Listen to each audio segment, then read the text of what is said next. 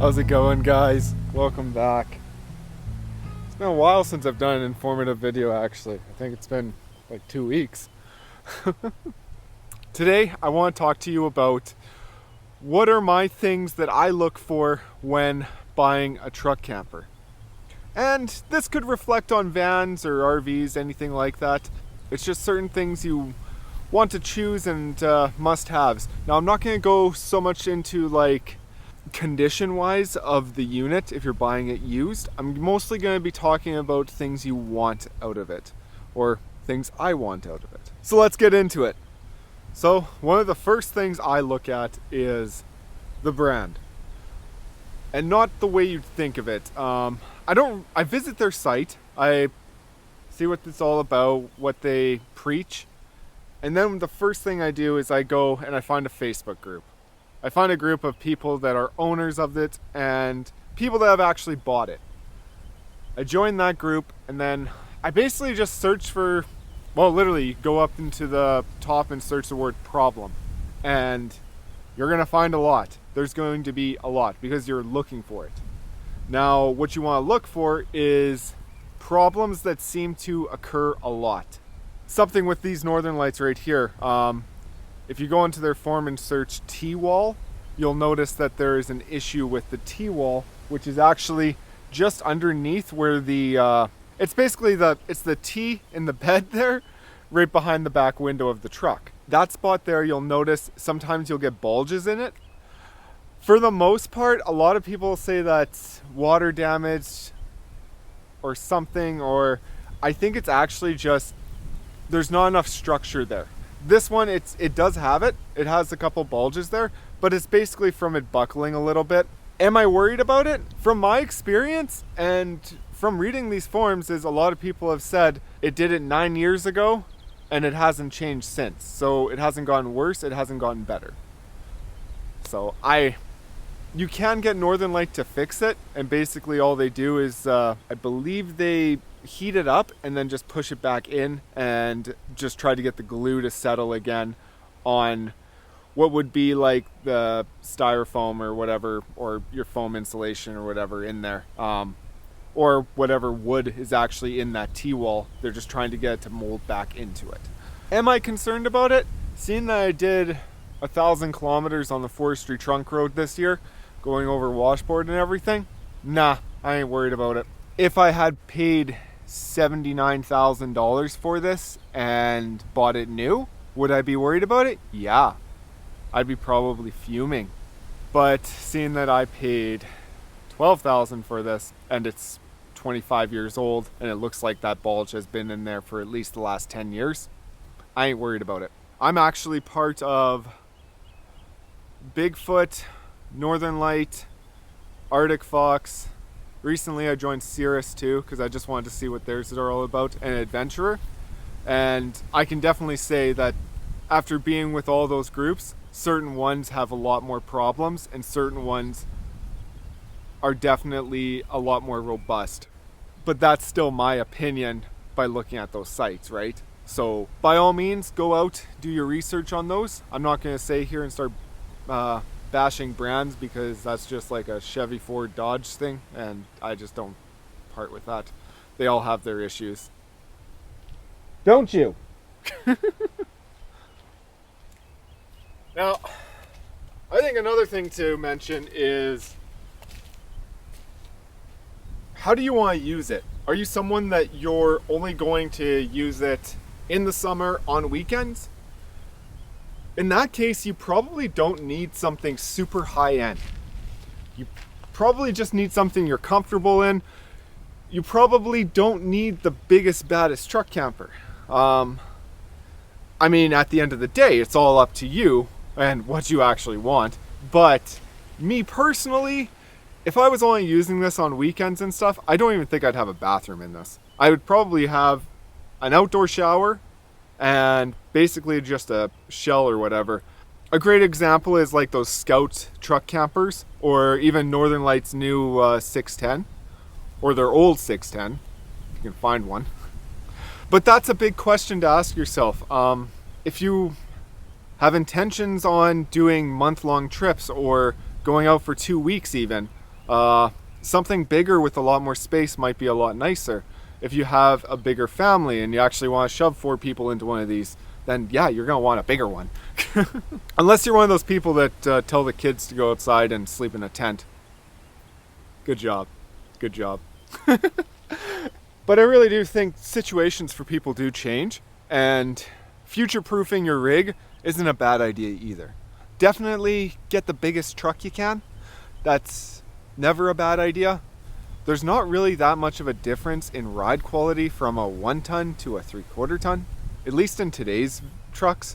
And what I mean by that is a 1 ton or a 3/4 ton isn't going to ride like a car. So it's going to be a lot different anyways unloaded. Just get the 1 ton, minimum. Now, trying to find that perfect truck camper is very, very difficult. Trust me, this is my 3rd one.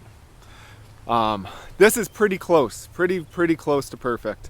This came down to me, and it was asking myself, do I want more room or do I want more off-road capability? So if you are someone and you're going out on weekends, or even like 2-week-long trips or something, a smaller truck camper is going to get you a lot more places, like way more. If you took this truck with 37s on it and put one of those little Scout truck campers on there, do you know how many places you'd go? A lot. I had I think it was a 1989 Cascade, had basically no insulation, was just a pretty plywood shell. But it had all the amenities you would need. No bathroom or anything, but a little tank of water and a furnace, and along with a stove. So you didn't need much in there. You're pretty okay. You had your dinette, your bed, you're all good. To live out of that for me, that was a little bit much. I'll admit it. I could have done it. I definitely could have. I don't know if I would have been doing it this long though. That being said, that camper went everywhere. I was actually under 10 feet tall, and I was able to, like, going down a lot of these places and trying to go over like any sort of like rock ledges or anything like that and try to hop up anything, because this truck is more than capable unloaded in doing Moab trails or anything like that. Like, there's nothing wrong with that. So if you are someone who's more of trying to get as far back into the backcountry as you can, something like one of those Scout campers or just a really small truck camper is going to do you wonders. And if you want to go even a step further, I'd say just get a really simple camping setup and do an SUV. That would be probably your best bet. For hard-sided at least. Otherwise, then you could probably just go with a Jeep Wrangler and a tent. But, like I said, be honest with yourself, and I think you can choose the right rig for you. Remember, I started with the little one that could go everywhere. I went to the big one because I just wanted the space. And that's because I live in it, right? So I guess I'll let you guys know where I am right now. I am actually just right beside the US border. This river right here, well, it's more of a reservoir, but there's a dam that way. Is that upstream or downstream? I think it's up. Yeah, it's upstream. And basically on the other side here, just over these mountains, is the US border. I was actually like super shocked to find this spot because it is, well, tomorrow's January 1st. And I'm camping out at a spot beside the water, and it's not even frozen. There's no snow over here. Up there, you can feel a chill in the air. It is cold, but like, this is just such a gorgeous spot. I'm just super thrilled with it. Like I said, I can still get to beautiful places even though I don't have the smallest rig anymore. So that's nice. And with that being said, that brings me to my next topic. If you go with a bigger rig, you're gonna have bigger tank sizes. Let's talk about it. Oh, that is snow. Ooh, that is cold. We're gonna have to go inside pretty soon here, but my truck camper has 36 gallons of water in the fresh water tank and then another 6 gallons in the hot water tank, giving me 42 gallons of water. Some would say I'm set. And believe it or not, if I do a military shower every second day, I can get about a week and a half on my water supply. Now my gray water tank, that is 40 gallons. And then I think my black tank is just 22 gallons. I have decent sized tanks. I'd say they're pretty good for a truck camper anyways. I gotta go inside, guys. This is really cold. We'll continue this inside. Not gonna lie, the wind's also like blowing down here, so oh, that's getting to be a little bit.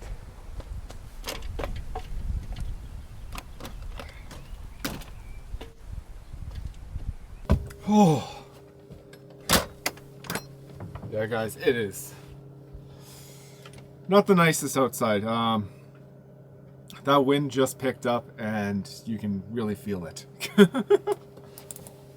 So yeah, back to what I was talking about. Ooh, I have coffee.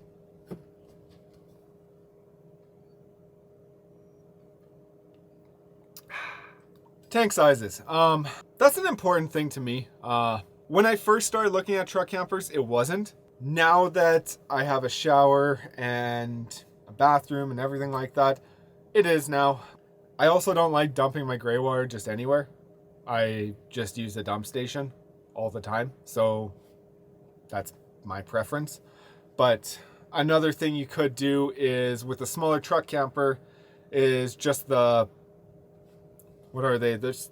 Yeah, you could use like a big blue jug or whatever, something that's a removable gray tank, and then you could just go dump it into, let's say, a toilet or something and get rid of your water that way. Or a dump station. And same thing with like cassette toilets or composting toilets. Like there's other options and stuff like that. And that stuff, that's right for you. I find my easiest and most simple way is just using a dump station.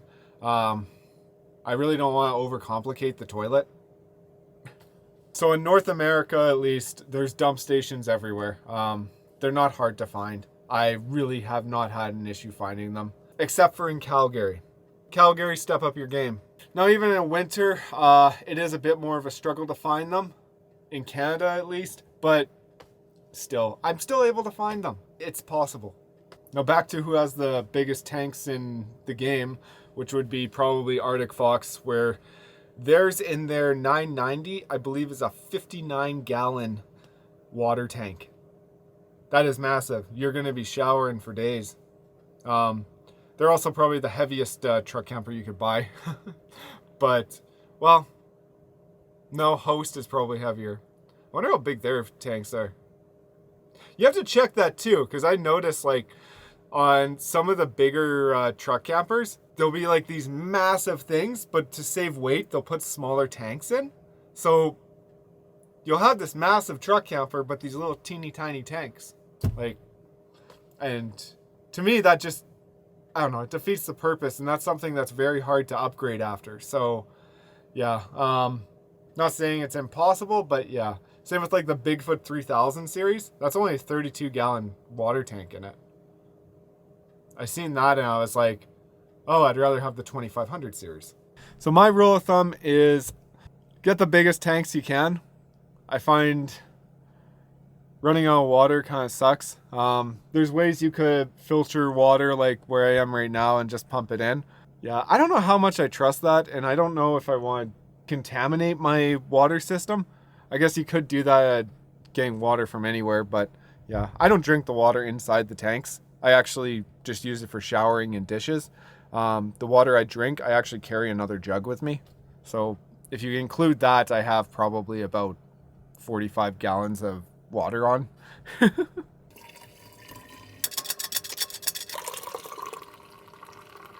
Now, this isn't my last point, but this is probably my most important one. And that is, are you comfortable in here? I say that because if you are looking to buy a truck camper, you're looking at something that is a smaller space, no matter what way you look at it. Or even if you're going to buy a van or something, you're looking at something that is a smaller space than like a normal house or a normal travel trailer. This is a smaller space. Now, it took me 3 truck campers to figure out what I wanted. The first one, I got such a good deal on it that I didn't care the size of it. So I went in there, bought it, I was like, good enough. But I was only using that on basically weekends and maybe a week trip here and there. The second one, still only using it for week trips or whatever. And that was a massive space in that one. I thought that one was huge compared to what I had before. It had a bathroom, it had everything. I thought it was the greatest thing ever. And then I started living in it. And that's when I started realizing the downfalls of that space. For one, the bed size. My last truck camper, the bed was basically like a little bit bigger than a twin. Well, no, I think it was about a twin size. And it was fine. For one person, it was great. 2 people even, it was good. But the thing I noticed with it was it felt a little bit short. And I'm only 5'8". So someone taller and laying in that bed, I always thought to myself, that might be a little bit short. This bed in here is a full-size queen. You could go into Leon's or the Brick or anything like that, buy a mattress and slap her in here. There's no finessing with it. You just buy a normal mattress and throw it in here. It's the exact same size. Not a lot of truck campers have a full queen size mattress. They're usually either a bit shorter or a bit more narrow. That's what I've noticed with that. When I was looking for this truck camper, I looked at one other truck camper. Well, I guess, hold on to that. Hold to that. I looked at more than just one. Because what really struck the nerve and got me my gears turning in my head was on my way back from Whistler, I stopped in at a dealership that sold Arctic Fox, and I went and looked at one of theirs. And that's kind of when I started to realize I wanted something bigger, because I went into an Arctic Fox 811 and I was like, man, this is nice. It was such a bigger space than my last one, and I was just like, this is really great. And that got gears turning. I was thinking of switching out the truck, getting that, and going to something just a bit bigger like that. And I think that would have been great too, but trucks aren't cheap, and I happen to really like this truck. It has been really good to me. So I knew that that wasn't really going to be a good idea.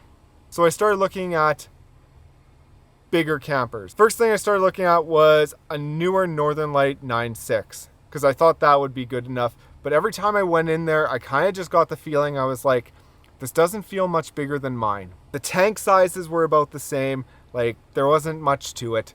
And not to mention, the price of a newer 9.6 was pretty crazy. So then I kind of just scrapped that idea and I said, let's just go big or go home. So Bigfoot 10.6, 2500 series, or Northern Light 10-2000. That's what I was looking for. I found Bigfoot 10.6, but the weight was a little bit too much for me. I was still considering it, but I wasn't very comfortable with it. And so that led me to this truck camper. Let me tell you the differences. When I walked into the Bigfoot 10.6, it had the bathroom in the back and then also the kitchen in the back. I actually didn't like that. I like how this one's set up, where you can see, well, that's my light there. You can see like the dinettes over here, and then you got your kitchen on this side right here. It opens up the space quite a bit, but I was okay with that. I would have been able to live with that. That would have been perfectly fine, especially with that tank size, 50 gallons. Yeah, but I decided, but finally the guy that owned this one, after like 6 months of no reply, he replies to me and says, yeah, it's still for sale. So I immediately finally got a hold of him, drove all the way up to Kimberley, BC, and I bought it. I was very subjective to buying this because it looked massive on his truck. And I didn't know if I wanted to put on my truck because I thought, wow, it would be a bit much. And I'm so glad I did, because this has been like it's actually, this camper fits this truck actually really well. And I really enjoy it on this truck. I have no gripes with that. The truck could be a little bit bigger, I'll admit that.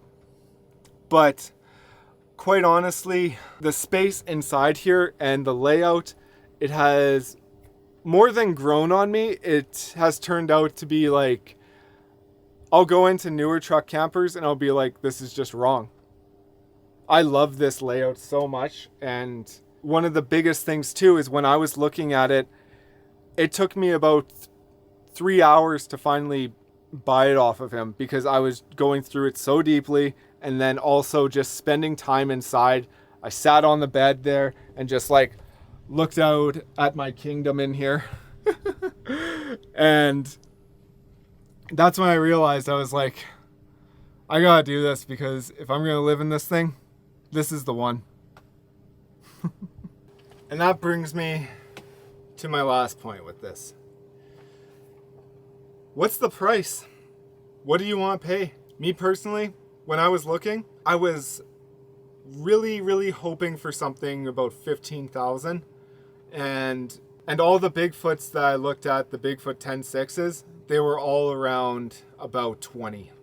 So it was quite a bit out of my price range. I was hoping I could get someone down a bit, but I wasn't too optimistic about it. And if it's in good condition, that's usually worth it. But like, as for anything that's like 60,000, 30,000, 100,000, no, not in my price range at all.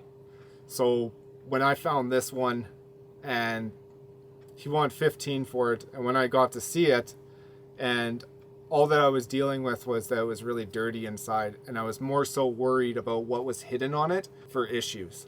Now, I did find some issues, but in the grand scheme of things, they're like not bad at all. I have about 15,000 kilometers on this camper being on the back of this truck, and at least about 3,000 of those kilometers are on gravel roads. So in all reality, I think I did really good on this. I was able to get them down to 12,500 for it, and I think I did like absolutely unreal. Now that's in Canadian dollars, by the way, any Americans watching. It's really good to find something that you can afford and that you're comfortable with paying.